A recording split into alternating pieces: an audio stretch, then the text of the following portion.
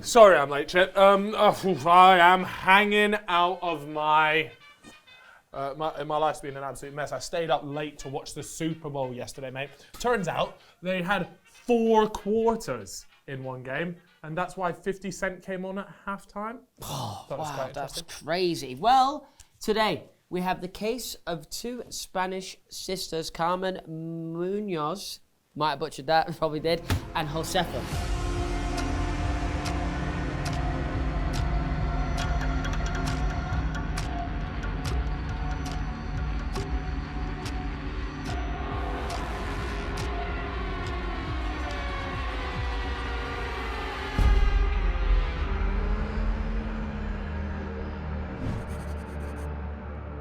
It all went tits up.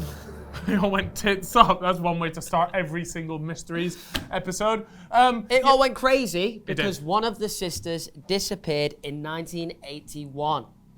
Not great news. Now, unfortunately for the sisters, the parents did actually end up getting a divorce. After they got the divorce, Josefa went with her paternal grandmother and Carmen went off to boarding school. What would you prefer to do? Go and live with your grandmother or go to a boarding school? Depends. Boarding school could slap. But it could also stink. Anyway, a couple of years later, the father ended up coming back with a new partner. Let me guess. They wanted absolutely nothing to do with her dad and, well, the new partner. You guessed right, my friend. That is exactly the case. He didn't want anything to do with him. It's Harry's. Shout out to Harry's. I know a few Harrys. I know a few Harrys too. But this is my favorite Harry. This is the number 1 Harry. This is. And let me tell you what, Harry's is a razor sharp company. Now, look, that's pretty good going. I'll see what you did there. Yeah, come on now, Brewski. Yeah, dirty devil. Now, they are here to revamp your whole routine. From close shaves and flake-free hair, all the way to clear, healthy skin. Yeah, let's refurbish that face, right? Refurbish, I like it, man. That sounds good. Right, we are offering a free travel size shower gel with a trial set to you guys, okay? Perfect. If you go on MAGA. Or anywhere else in the world, or even just staying at home, you guys can get involved in this now. Napa. Right, okay. And in this trial set, guys, they have got an expertly engineered weighted handle, so it feels premium. Yeah? Primo. What else do they have, Chip? They've got a 5-blade cartridge crafted by the artisans in our own German factory. I'm sorry, but if something is made in Germany, it's just automatically 100%. And I would know because I've been there. Right. Well, there we go. That's the personal. What do they call it? Personal. So I've been to the Harry's factory. Right. Thank you very much for that, Chip. Now, you also get a foaming shave gel, right? You get a blade cover and a free shower gel, which is amazing. So, guys, look. It's a fantastic deal, this. It is. It really is. And you know what? It is just. And to miss out would be a crime that could put you in prison. Maybe or maybe not. That one will have to get a fact check on. You might end up being a case on it if you don't get involved in this. That's a great point right there. And if you do want to get involved, guys, what you can do is you can get your own shower shave by redeeming a free Harry's trial. Right? All you cover, though, is the £3.95 for delivery. You head to harrys.com/fellas to have your set delivered and start a shave plan. Your freebie will be added at checkout. That's harrys.com/fellas. All you have to do is pay the £3.95 delivery. I mean, that is a bargain. It was Josefa and her partner, a fella named Antonio, who introduced Carmen, her sister, to a bloke named Manuel. Now, Antonio, Josefa's partner, imported dogs from Germany, and what he did was he hired this Manuel bloke who would actually translate the animal guides into Spanish, so from German into Spanish, and that's how they knew each other, hence why after that he introduced Manuel to Josefa's sister, Carmen. Hopefully you guys are keeping up with this. Yeah, there's a lot of names going about. If not, I have full confidence our editor, Fish, has done a wonderful little graphic to help you guys out. Now, this is a little bit naughty because Manuel, at the time, was in fact married with 3 kids, right? That is, that's not what you want to hear. Anyways, look, they had their first date, and it was actually at Carmen's house.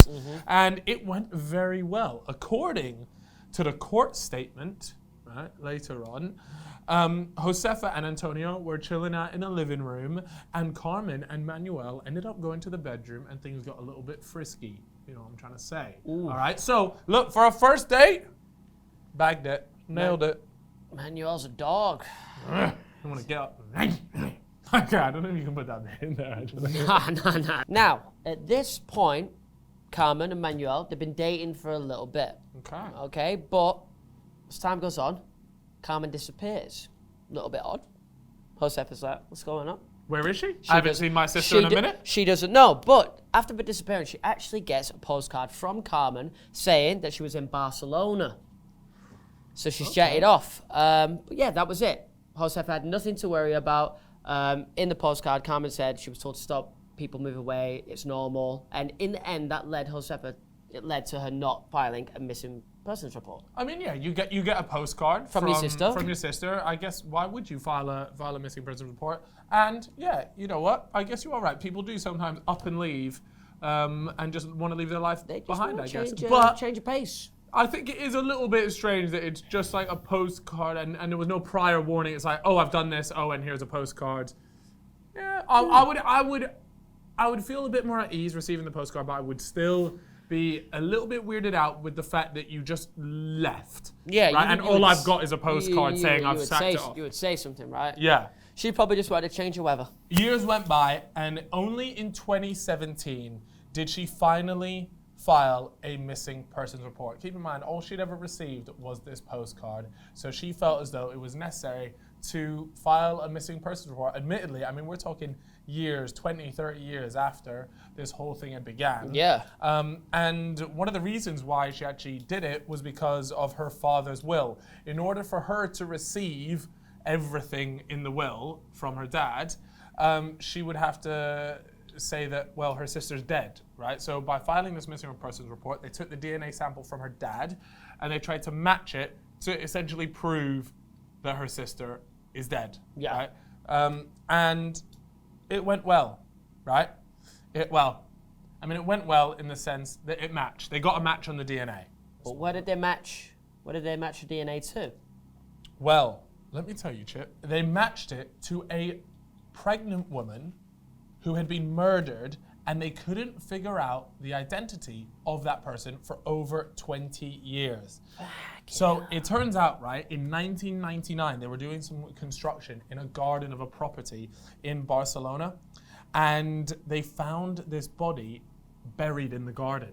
Ooh. And they were just they were unable to identify it until obviously, finally, this missing persons report with the dad's DNA, it's matched up. Unfortunately, this body actually had a gunshot wound at the back of the skull, right? And not only that, but this body was actually 6 months pregnant at the time of death, which is horrifically sad. Yeah. Josefa has told authorities that the last time she saw her sister was in 1981, okay? That's when she disappeared. And the last person she was with was a man named Manuel. Mm-hmm. This was the fellow with the wife and 3 kids that he had been dating. Yes, the man she was seeing at the time. Anyway, the main suspect in the present day then becomes 74-year-old Manuel Macaro. Wow. The German, he's 74 years old now. Like, this happened a long time ago. Long time ago. He's the German-born writer, and he lived in Madrid. Anyway, a popular newspaper claims that the court documents show that Manuel is being accused of homicide and abortion. Okay. So it's pretty serious. It's getting pretty interesting, getting pretty juicy. Now the judge as well, Pedro Savino, believes that Manuel allegedly shot Carmen and then buried her body in the house in Barcelona that they had moved to and lived in for a few days after they'd moved from Madrid. Wow, so it really was, he'd taken her from Madrid, driven to Barcelona, a few days had passed, and he's killed her then. Yeah. Now, why? Well, he does. Remember, he was a married man with a family. Yeah. So maybe she was pregnant. Yeah, maybe the little affairs going on. He's found out she's pregnant, although it's 6 months, so he probably already knew. Yeah. I mean, but maybe he's thought, you know what, fucking can't do this. Can't do that. Yeah. Can't do this, and he's thought for some reason he's gone in his head. Yeah, the best possible solution is for me to shoot in the back of the head and bury her body. I mean, you could imagine that maybe she was like to him, look, I've got your kid. You either gonna have to live with me and raise this child with me, or I'm gonna tell your family, or just regardless, she was like, you need to tell your family. I was putting pressure on him, and he just completely he folded and ended up committing it. homicide. Yeah, crazy, man. When they finally located Manuel and they asked him about Carmen, he sent a letter back saying, never heard of her. Literally, he just completely denied her existence, despite the fact that her sister and her sister's partner, Antonio, were the ones that match made him. So they do know each other. You know what's happened there, right? What? He's speaking Japanese.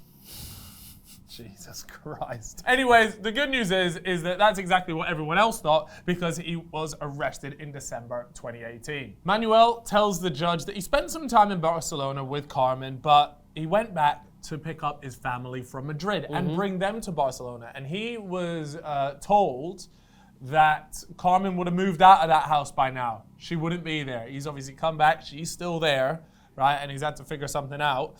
And at this time, right, Manuel claims that he didn't know she was pregnant, right? I'm not, make of that what you want, right? He then told his family they had to move because he couldn't afford such an expensive place that they were living in, right? But how nuts is it that hypothetically, allegedly, he's gone and buried her in the garden, and that family was living in the house with that woman buried in the garden for several months. That is... Ugh. That's mental. Gives me a weird feeling, squirmy feeling. Good news is, though, the judge believes absolutely none of that, right? And says he believes that what actually happened was he lived in the Barcelona house for several months, and then he just kept moving around to avoid being found. Now, I'm not too sure how exactly that is, avoid being found, like just moving around like that. But yeah, anyways, look, that's what the judge wanted to believe. So now, what's interesting here, right, is over in Spain they have statute of limitations, aka, right, for murder they have 20 years. That's the statute of limitations. If you don't know what that means, is if someone's committed a murder before those 20 years, right, or someone commits a murder, 20 years goes by. After that 20 years, you can't be done for the murder that was done 20 years ago, right? Which, if you think about it, is pretty mental. So it's saying it's okay to get away with murder as long as you don't get caught for the 20 years afterwards. Which is nuts. Yeah, which is nuts, but there are reasons why this is in place, and I understand that. But anyways, that was the case for this particular case, actually. Now, look, it can be extended, right? In Spain, there are certain criteria, and if it matches, then that 20 years can actually extend, right? And the reason why they thought they would be willing to extend this statute of limitation is because Carmen was pregnant at the time, and he already had 3 children. So at this point, they say, right, we're taking this to trial. So the hearing went ahead, and it took place on December 17th, 2020, right? A few months later, in February 2021, it turns out that the court had sided with the defense's appeal, which is that, look, that 20 years is gone. You can't do me for this crime, right? This case has expired, right? Now, according to the Article 132 of the Penal Code, the expiration window computes from the day in which a punishable offense is committed, which, according to the forensic reports, is somewhere between February 1984 and February 1994. I'm not gonna lie, that is a 10-year gap. That is a pretty big gap, right? But that's when they reckon the murder would have happened. Although they do tend to really lean towards the date of 1984, because she only went missing 3 years before that, in 1981, right? The prosecution attorney has announced that they won't appeal the court ruling as it is legally correct. And people have come out and said they are disgusted that from a moral point of view, it's a shame, as there is a culpable person who will not be judged. So make of that what you will. This guy, do you guys think this man has got away with one? I mean, I'm not gonna lie, it's not looking great. The fact that he just instantly denied even knowing her off the bat is a pretty red flag. Like, if you didn't do it, then surely you would say, yeah, and then she went missing and I haven't seen her since. Where did she, do you know where she is? Like, that would be your first response. Yeah, he should have said that. But he didn't. He didn't. He said, nah, I don't know, who is that? Yeah, that's some Japanese. That is some serious Chino, bro. Yeah. Right. Anyways, guys, We'd love to hear what you guys have to think about this. Chip, what do you think? Guilty, not guilty? Do you think he should stand it? He's 74 years old. He's guilty, but at this point, like, vlog's nearly finished. Yeah, I mean, I don't know. I mean, he should be doing the time, but, you know, with the laws and stuff, I mean, they can't do him, so what are we going to do? Yeah, literally nothing. Anyways, guys, if you did enjoy this podcast or this show, what do they need to do, Chip?